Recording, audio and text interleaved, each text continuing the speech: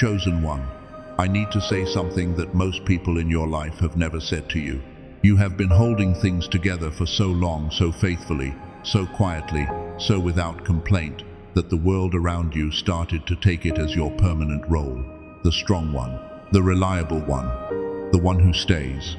And somewhere along the way, even you started to believe that this was just who you are, that giving is your assignment and receiving is for someone else. That is a lie. And it ends today. Here is what is actually happening. The very thing that looked like your sacrifice was being treated as your qualification. Every act of faithfulness, the ones no one photographed, the ones no one applauded, the ones you performed in silence, because your character left you no other choice, they were not disappearing into the void. They were being held in trust.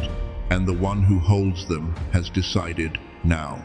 Not next season, not when you have finally rested enough, or healed enough, or earned enough. Now. Your protector has arrived. Your major shift in abundance has already been set in motion. What is coming to you is not compensation, it is completion. You did not find this message, it was routed to you. Because the accounting was done and your name was at the top. Stay. Every word of this was placed here for you. You are the one who answered the call when you had nothing left to give. You are the one who showed up to someone else's crisis while your own was waiting quietly at home. You are the one who prayed for other people's breakthrough before you prayed for your own. You are the one who stayed when leaving would have been the easier, more logical, more self-preserving choice. You are the one who kept going not because it was rewarded, not because it was seen, but because your heart did not know how to do it any other way. And I know something else about you. I know there are mornings when you wake up and the weight is already there before you have even opened your eyes. I know there are nights when you lie there and wonder, quietly, if it is ever going to be your turn. Not out of bitterness, not out of entitlement, but out of something more honest than both of those things, a deep, tired, private question. Does anyone see what I am carrying? They do, and I am going to show you exactly how and exactly what is being moved on your behalf in this message. Before I do, I want to tell you what you are going to receive if you stay until the end of this. By the time this is finished, you will understand why you have been the giver for so long and what that role has actually been building. You will know the specific signs that your protector has already arrived, signs that are already visible in your life right now.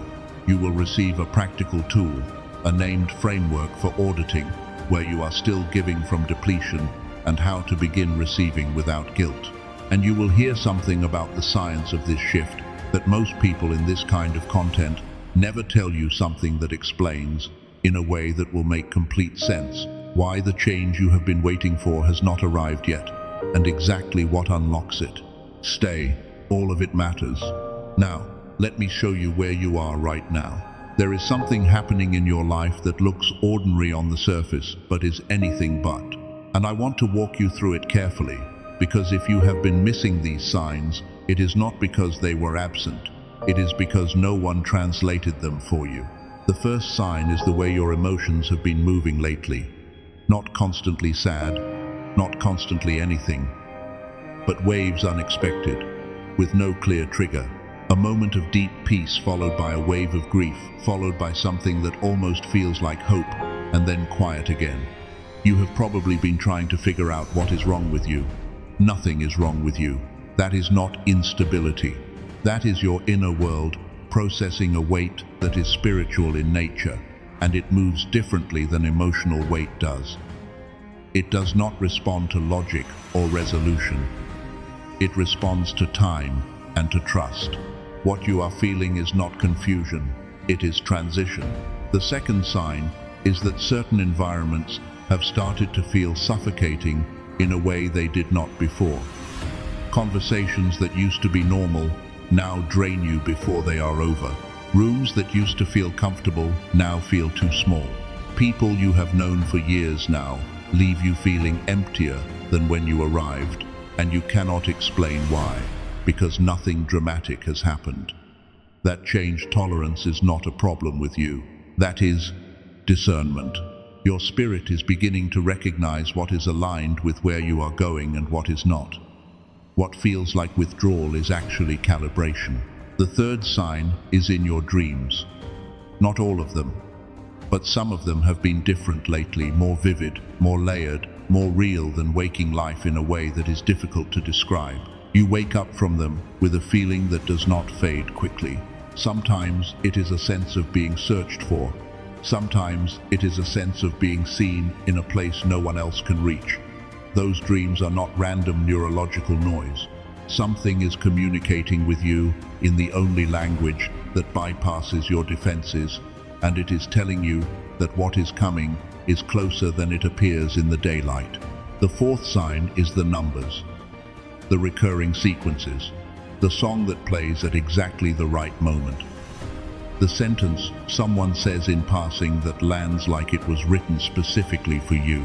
You have been noticing these and then immediately second-guessing yourself, because the rational part of your mind does not have a category for them, but your spirit does. These are not coincidences. These are coordinates. They are the signature of a navigation system that has been active in your life for longer than you know. Here is what I need you to understand about all four of those signs together. None of them are happening to a person who is being forgotten. All of them are happening to a person who is being prepared. And there is a reason those signs are intensifying right now. There is a reason this season feels different from the long seasons before it. There is something happening at the level of your identity, something about who you actually are and what role you were specifically designed to carry that explains everything, including why the protector that has been assigned to your life operates the way he does, including why the shift that is coming is as major as it is. That is what this message is going to show you. Stay with me. There is something I want to teach you now that most people never hear framed this way. And it begins with a question that sounds simple, but is not. Why has it taken this long? If you carry what you carry, if you give what you give, if your faithfulness is as real as I have been describing, why has the shift not arrived sooner? Why have others, who seem to give less and sacrifice less, stepped into abundance before you? I want to answer that directly and honestly, because the answer changes everything. There is a pattern across sacred history and across the lives of people who carry what you carry, and it is not random. The ones who were being prepared for the largest assignments were always the ones who waited the longest in the formation season. Not because they were less deserving, not because the divine was less attentive, but because what was being built inside them during the waiting was the only thing that would allow them to hold what was coming without being destroyed by it. Think about Joseph. He was not put in the pit because he was forgotten. He was put in the pit because what was waiting for him on the other side required a version of him that did not yet exist. The pit was not punishment. The pit was curriculum. And everything he learned there, how to steward under someone else's authority, how to remain faithful when no one was watching, how to interpret the seasons of other people's lives that was not incidental. That was the preparation for a role so specific that no other background could have qualified him for it. What felt like isolation was actually incubation. What felt like delay was actually development. What felt like silence was actually strategy. And the same is true for you. The years you spent giving, the seasons you spent in service of other people's lives and other people's breakthroughs were not a detour from your destiny. They were your formation. They were building inside you something that cannot be manufactured quickly. The capacity to hold abundance without being changed by it in the wrong ways. The wisdom to steward what arrives. The discernment to recognize which doors to walk through and which to leave closed. The authority that only comes from having served faithfully when no one was applauding. You could not have received what is coming 10 years ago, not because you were less worthy, but because you were not yet built to hold it. That season is complete. Now here is the part about your relationships. Because as this shift accelerates, you are going to notice movement in the people around you, and you need to understand what is happening before it does, so that you do not interpret it incorrectly and do something that delays what is being arranged. Some people are going to exit your life in this season. Not dramatically, in most cases. Quietly. A fading. A distance that grows without a single argument to explain it. And you are going to feel it because you are the one who stays, and watching people leave does not come naturally to you. Here is what is shifting. People who were connected to the version of you that was being formed are being moved. Not because they are bad people, not because you have failed them or they have failed you, but because what you are stepping into requires a different circle. The connections that were appropriate for the formation season are not always the connections that are appropriate for the abundance season. And the God who is protective of what he is building in you is also protective of who has access to it. What you will feel during this is grief, real grief. Do not pretend otherwise, and do not rush past it. The loss is real, even when the movement is divine. What you must not do is try to hold people who are already going. Do not chase. Do not explain yourself into their acceptance. Do not shrink back into the smaller version of yourself to keep a connection that was never designed for this chapter. What to trust is this. Just when you think you are standing alone, someone who speaks your language will appear. Not someone who tolerates you, someone who recognizes you. The realignment is not removing your people, it is routing the right ones toward you. Now I want to talk about something that runs even deeper than the relationships, something that has been operating silently in your inner life for a long time. And it is the thing that, if left unaddressed, will be the single greatest obstacle to receiving what is coming. It is the guilt. You have felt guilty for pulling away from people who drain you. You have felt guilty for not being as available as you used to be. You have felt guilty for setting a boundary without a full explanation. You have felt guilty for protecting your energy when someone expected access to it. You have felt guilty for outgrowing conversations, environments, and versions of relationships that no longer carry the frequency of where you are going. That guilt sits heavy. It makes you question whether you are being selfish, whether you are abandoning people, whether the person you are becoming is someone you actually want to be. I need to say this directly. Boundaries are not betrayal. Distance is not rejection. Silence is not cruelty. And outgrowing something is not a sin. It is a sign that growth has actually happened. You are allowed to outgrow people. You are allowed to outgrow places. You are allowed to outgrow versions of yourself that no longer fit who you are becoming. You are allowed to protect what God is building in you. You are allowed to become unavailable to what was always extracting from you. And you do not owe anyone an apology for becoming who you were always intended to be. That is not selfishness, that is stewardship. Now, let me show you who you actually are, because this is the part that anchors everything else. There is a word in the original Hebrew that changes how you understand what God does for people like you. Most people read the word restore and assume it means getting back what was taken. Return to zero, neutral, even. But in the original Hebrew, the word is shalam. And shalam does not mean returned to where you started. Shalam means to be made complete, to be paid back with interest.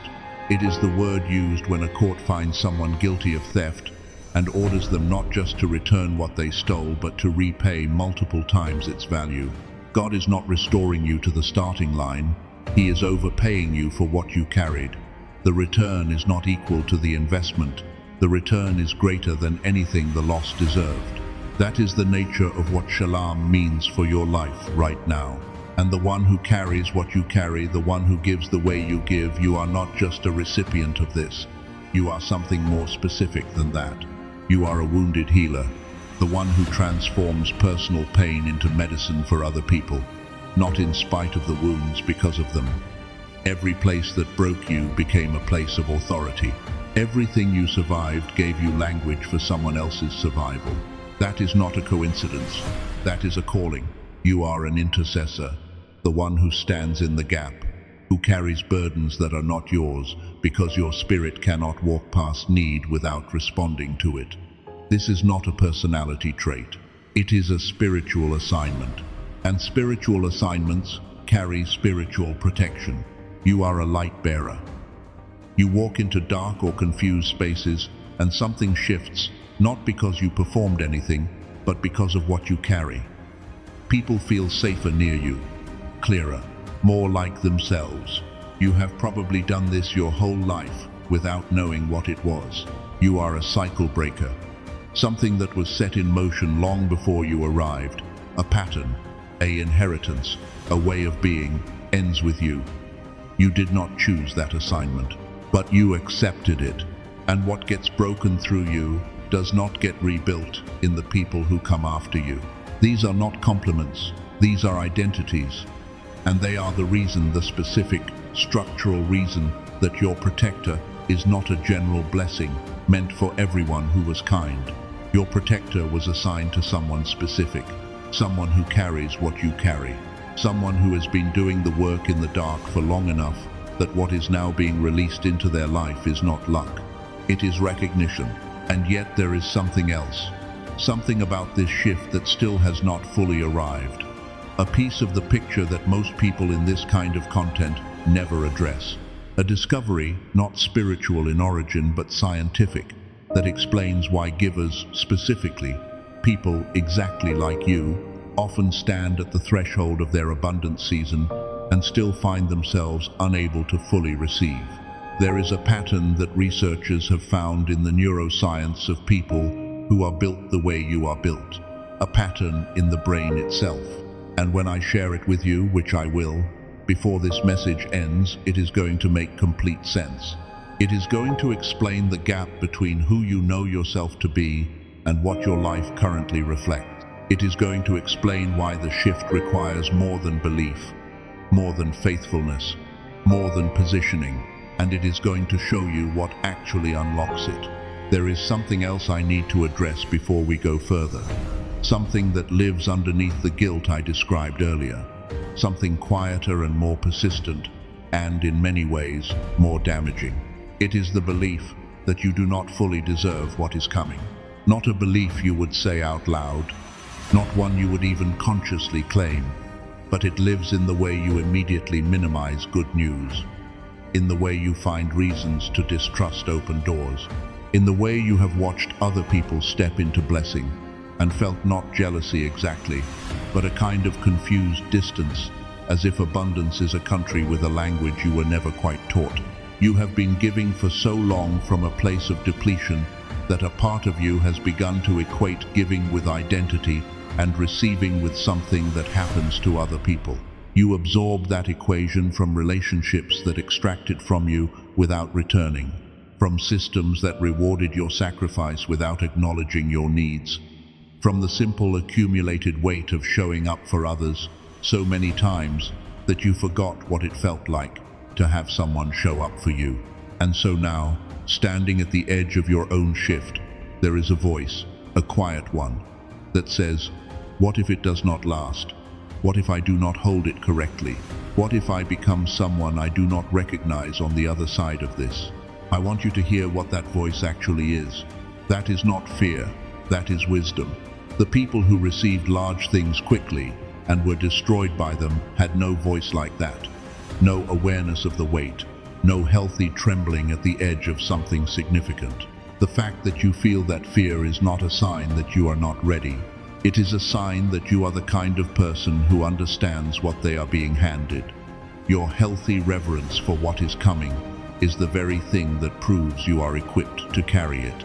You are not afraid because you are weak.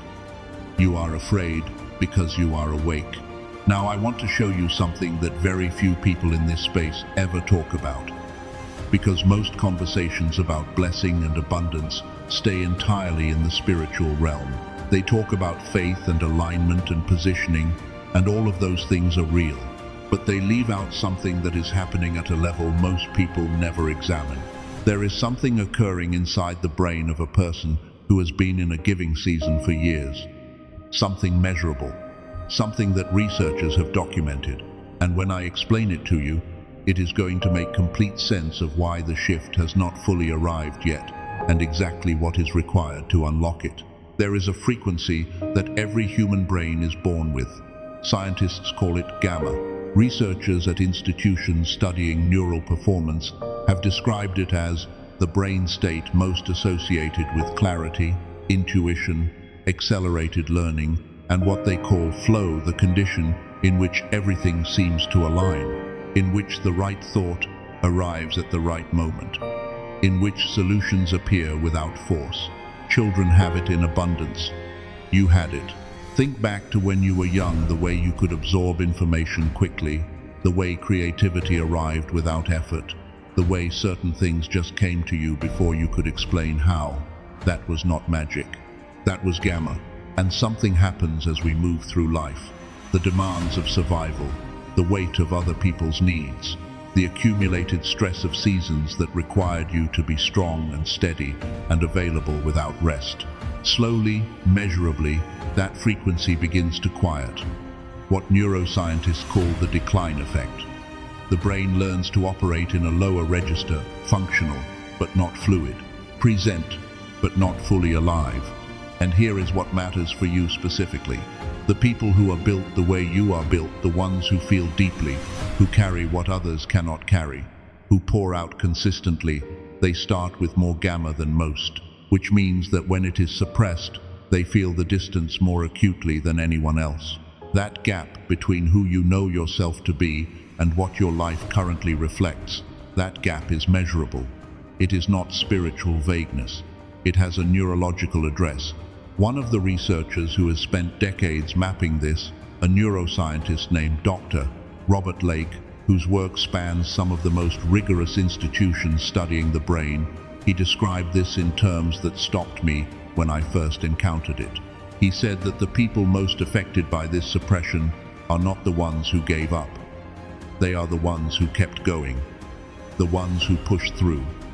Because the act of sustained giving under depletion, over time, gradually trains the brain to operate in a survival register rather than an abundance register. Even when the abundance arrives, the brain does not know how to receive it. It does not have the frequency to recognize it. His work, alongside a body of research, he called part of a larger framework, work that intersects with what he described in projects, including something he referred to as the youthful brain, points to something important about the FEM, relationship between brain state and the capacity to receive. I am going to share more about what he discovered and what it means practically before this message ends. But first, I want to show you something about the way this shift actually operates, because there is a picture that has stayed with me, and it might be the clearest way I know to describe what is happening in your life right now. Have you ever watched an eagle in a thermal? A thermal is a column of rising warm air. Eagles do not create thermals. They cannot manufacture them, cannot force them into existence, cannot will them upward by effort alone. But an eagle who has learned to read the sky knows when one is present. And rather than flapping harder against the air, they do something that looks, from the outside, almost like surrender. They spread their wings and they stop fighting.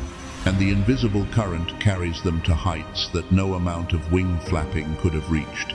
You have been flapping for years, with enormous strength and faithfulness and endurance. And there is nothing wrong with your wings. But what is shifting in this season is not your effort level. It is your awareness that the thermal has arrived. Your protector is the thermal, and the first movement he requires of you is not action. It is the recognition that you no longer have to manufacture your own lift. There is a woman whose story mirrors yours in a way that might surprise you. Her name was Ruth.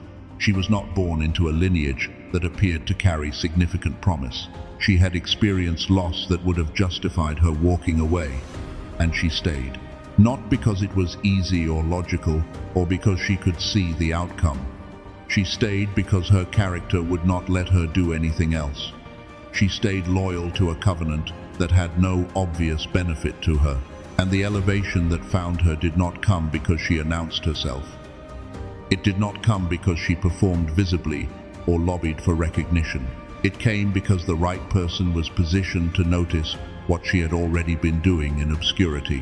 What was already in her was recognized by the one who was assigned to her, not because she earned it in that final moment, because she had been earning it quietly for a long time, and the one with the authority to release what she was owed, he saw it. That is the pattern. That is your pattern. And here is what I need you to understand before we move into the next part of this message. The shift that is coming to your life is not waiting for you to become something different. It is waiting for you to receive what you have already qualified for. There is a difference between preparation and performance. You are done performing. The formation is complete. What is arriving now is the recognition of what was already true. There is still one more thing I need to show you. The full picture of what the protector actually releases. The 3 specific areas of your life that are in active reorganization right now, and what each of them means in practice. That is what comes next. And it is going to be the part of this message you carry with you the longest. Stay with me. There is a moment in certain stories where the character who has been running, who has been building, who has been surviving, stops and looks up and realizes something has changed in the atmosphere.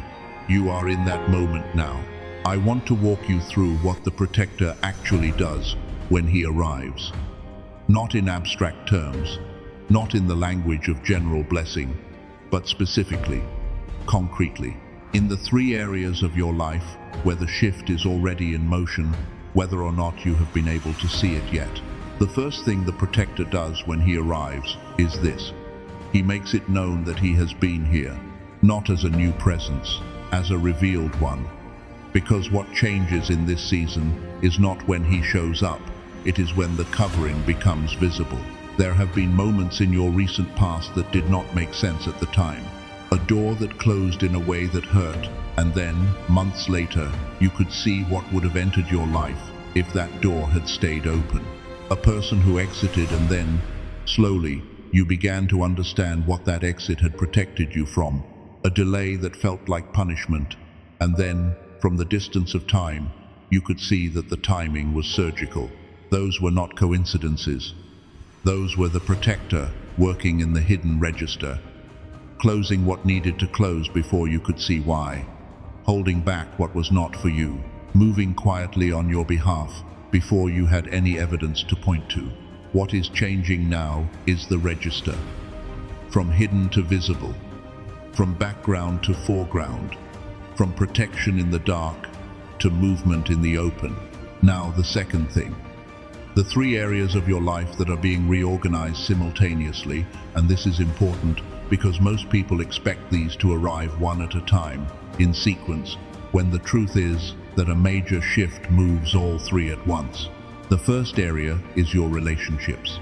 What is shifting here is the composition of your inner circle, not just who leaves, which I described earlier, but who arrives. The protector is not just clearing, he is routing. People who carry your frequency, people who recognize your language without needing a translation, people who give the way you give and receive the way you are learning to receive. Those people are being redirected toward your life right now. Some of them you have not met yet. Some of them are already in your periphery, and the connection has not yet fully activated. You will feel this arrive not as a dramatic event, but as a sense of recognition. When you meet these people, you will have the experience of knowing them without having known them. That is not strange. That is alignment. What you will feel during this transition is loneliness before fullness. The clearing happens before the routing. So there will be a period, maybe you are in it right now, where your circle feels smaller and the new connections have not yet appeared in full. Do not interpret that as abandonment. Interpret it as the space being made ready. Do not try to fill it artificially. Do not reach backward to connections that are already moving away. Trust the space. The space is intentional. The second area is your purpose. What is shifting here is not the discovery of your calling, you already carry that, even if the language for it has not arrived yet. What is shifting is the visibility of it. The doors that were closed to the platform, the position, the expression of what you carry those doors are being re-examined. Not because you are pushing, because the protector who is now moving on your behalf in the open has access to doors that your own hands could never have reached. There is a precision to this that I want you to understand. The opportunities that are coming are not going to look like what you imagined during the waiting. They are going to be more specific than your expectations, more fitted to who you actually are, not who you performed yourself to be. You may not immediately recognize them as what you have been waiting for.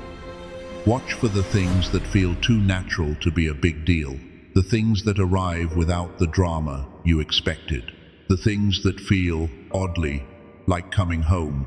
The third area is your provision, and I am going to be direct here because I know this is the one you may have the most complicated feelings about. Money is not dirty. Resources are not unspiritual. Abundance is not a distraction from your calling. In many cases, it is the fuel for it. And the God who has been watching you give sacrificially for years is not confused about the cost of your obedience. He is not asking you to spiritualize scarcity. He is not impressed by your poverty. The shalam that is coming, the overpayment I described from the original Hebrew, includes material provision. It includes the financial floor being raised.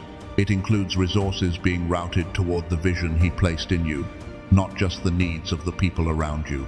What will feel strange about this is that it is going to arrive at a scale that does not match your recent history. And the unworthiness voice I described earlier is going to get louder when it does.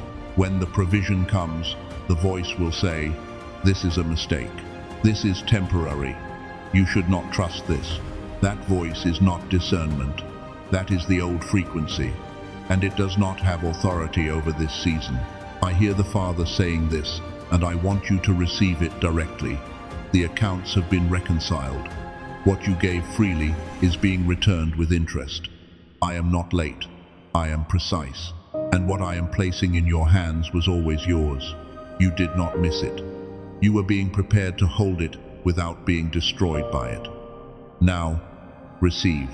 That is the third area. And all three are moving at the same time. Now I need to come back to something I introduced earlier. Because everything I have described, the relational shift, the purpose activation, the provision arriving, all of it requires a receiver. And a receiver requires a certain capacity that is neurological in nature, not just spiritual. This is the discovery I referenced, the one from Dr. Robert Lake's body of work.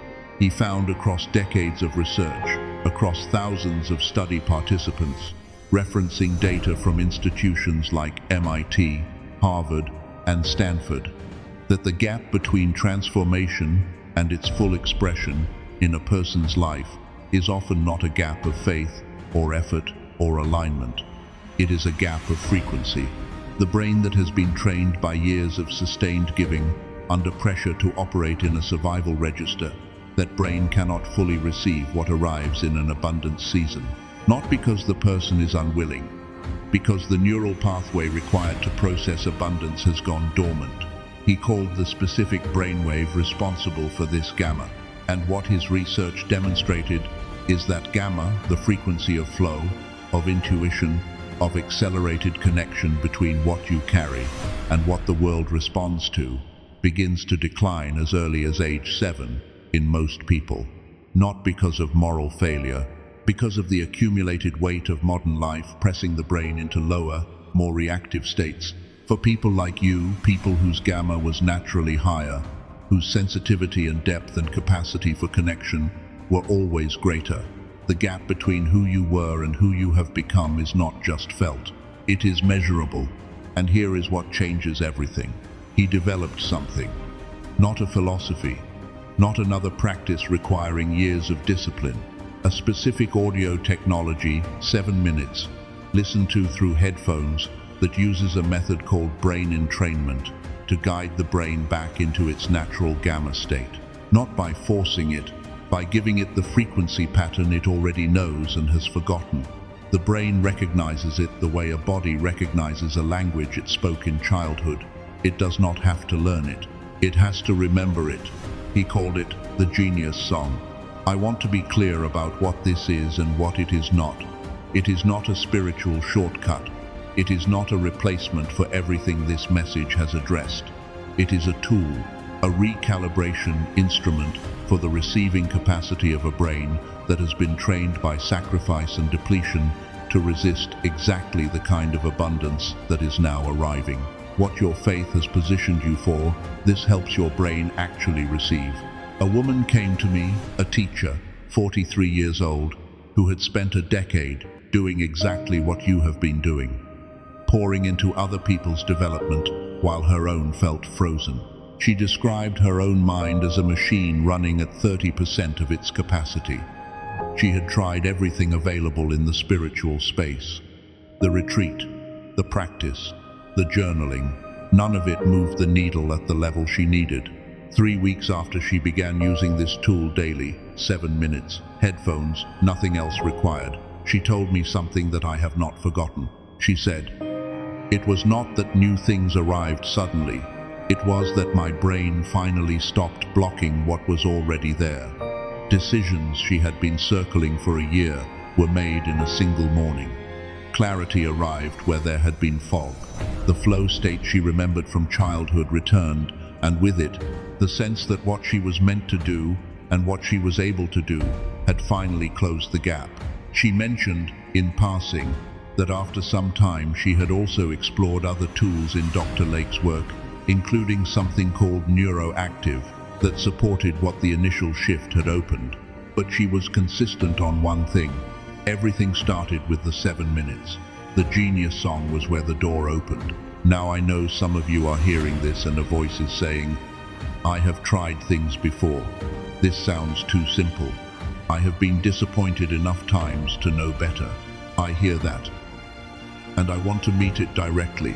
Everything else you have tried asked your brain to change itself from the inside. Meditation, breathwork, visualization, these are not ineffective. But they ask the brain to generate a different state using only the resources of the state it is already in. That is like asking a depleted muscle to strengthen itself without nutrition. Brain entrainment works differently. It provides the frequency from the outside, the way a tuning fork held near a string causes the string to vibrate at the same pitch without being touched. The brain does not have to manufacture the state. It follows the signal. It remembers what it already knew. This is not a belief system. It is a measurable neurological response, documented across controlled research settings. Not one study, not one institution.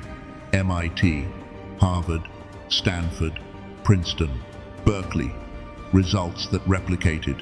18,366 people have used this.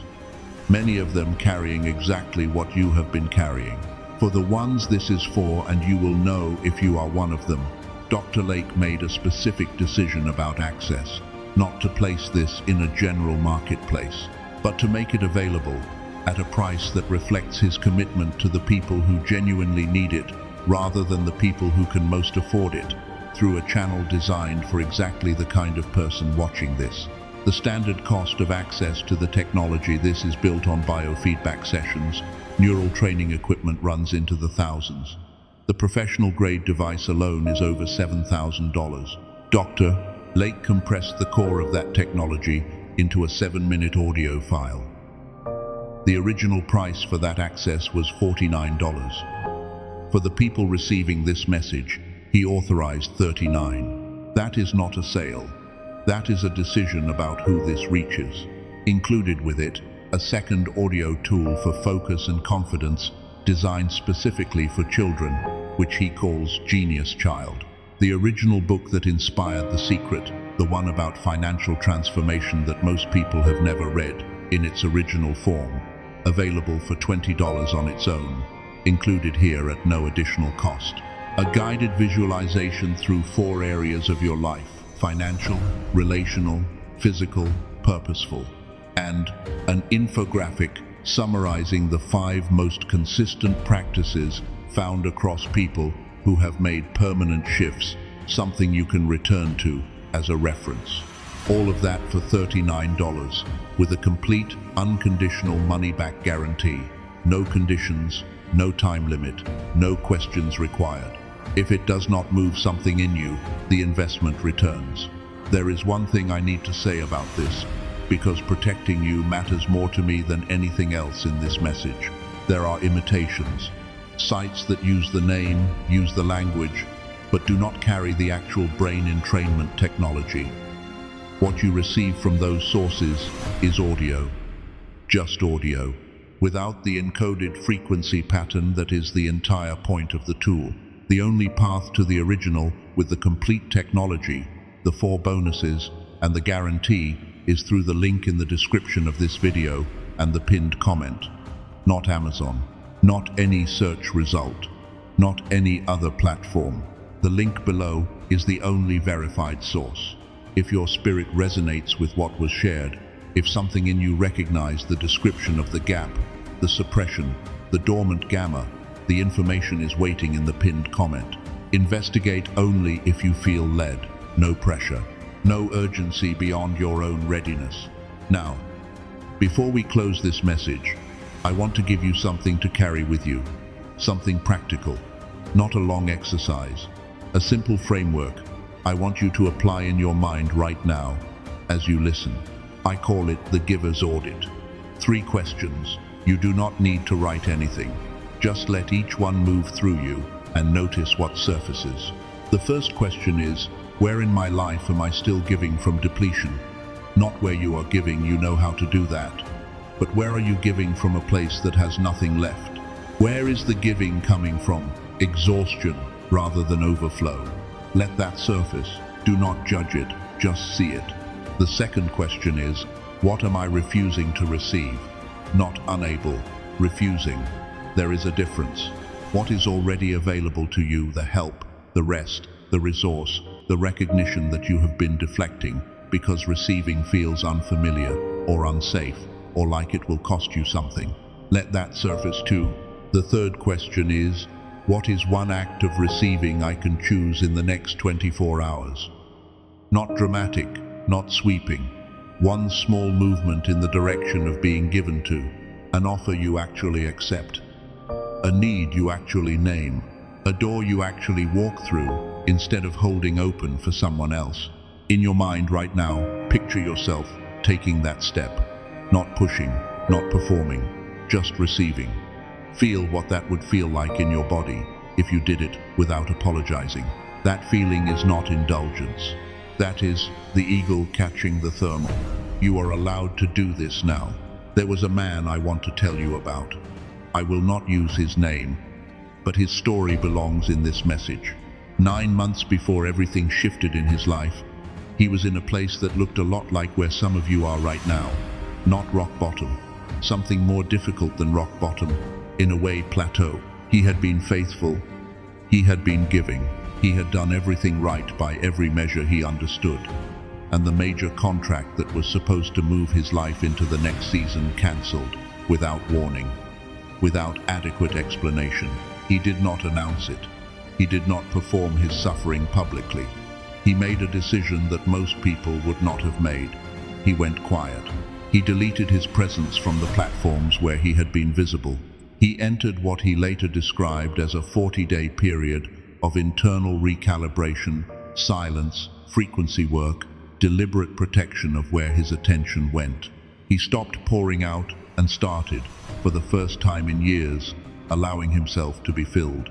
On day 38, a company he had never contacted reached out to him, a project he had not applied for, a contract that was double the value of the one that had been cancelled. And the role was more aligned with who he actually was than anything he had previously been chasing. He said this afterward, and I have not forgotten it. I proved myself in the silence before I was promoted in public. He did not wait for the world to change. He changed the frequency at which he was operating, and what was already assigned to him found him there. That is the pattern.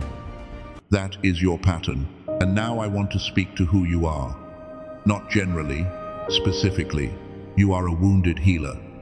And that means every place that broke you has become a place of authority. The pain you survived did not just mark you, it qualified you. There are people whose only path to healing runs through someone who has stood in the same dark room and found the door. You have stood there. You know where the door is. That knowledge does not belong only to you. You are an intercessor. You were made to stand in the gap. And that position, that willingness to carry what others cannot, carries a covering. The same force that sees you stand in the gap for others has been standing in the gap for you. You are a light bearer. You do not have to perform light. You carry it. It is present when you walk into a room, when you enter a conversation, when you are simply near someone who needs to feel less alone. That is not a small thing. In a world that is running out of people willing to carry light into dark places, what you carry is not ordinary. You are a cycle breaker. Something that was inherited, a pattern, a ceiling, a way of being handed down through generations. It ends in your hands. Not because you are perfect, because you chose, at every crossroads, to respond differently than what was modeled for you. The people who come after you will never fully know what they were spared, but the one who assigned the breaking knows. And you are a provider, not just financially. In the deepest sense of the word, one who sees need and moves toward it rather than away from it. That instinct is not a flaw. It is a signature. It is the mark of someone who was built to carry what arrives next. Now, I want to speak something directly over your life, and I want you to receive it not as encouragement from a stranger, but as a word being placed on my heart for you in this moment. I hear the Spirit saying, I saw you when no one else did. I watched every sacrifice you made in the dark. I counted every act of faithfulness that was never applauded. And I want you to know nothing was lost, nothing was wasted, nothing went unrecorded. The return is not equal to the investment. The return is greater. Because I do not balance ledgers, I restore them. And shalam means you are being paid back with interest for everything the years took from you. You did not come this far to stay here. This season is ending. A new one has been decreed. And the protector who has been assigned to everything I am building in you has received one instruction. Release what belongs to her. Release what belongs to him. It is time. You have been the one who helped others step into their season, and now help is coming to you. What felt like isolation was actually incubation. What felt like delay was actually development. What felt like silence was actually strategy. You went in carrying others. You are coming out carried. You went in invisible. You are coming out recognized. You went in pouring out. You are coming out filled and overflowing into the very purposes you were always designed for. There is a word I want to leave you with, not as a final thought, but as something you carry forward. A word that sits at the intersection of everything this message has addressed. The word is embrace. Not striving, not performing, not earning. Embrace the posture of the one who has stopped fighting the thermal and allowed the current to carry them. What is coming to you does not require your effort to manufacture. It requires your willingness to receive. Your arms open, your resistance laid down. Your history not erased but reframed, every part of it, including the hard parts, as the preparation for this. You are allowed to be held now. You are allowed to be seen now. You are allowed to receive now. You are allowed to step into the season that your faithfulness built, without apologizing for how long it took, without shrinking from how large it is, without qualifying your right to stand in it. You are committed, you are commissioned, you are sent. Take a breath now, a real one, and as you exhale, let the shift land. Not with striving, not with effort, just receive it. The thermal is here, you are already rising, and everything that was always meant for you is already in motion. Go in peace, go in protection, go in the full weight of what you carry and the full knowledge of who is carrying you. This was always yours.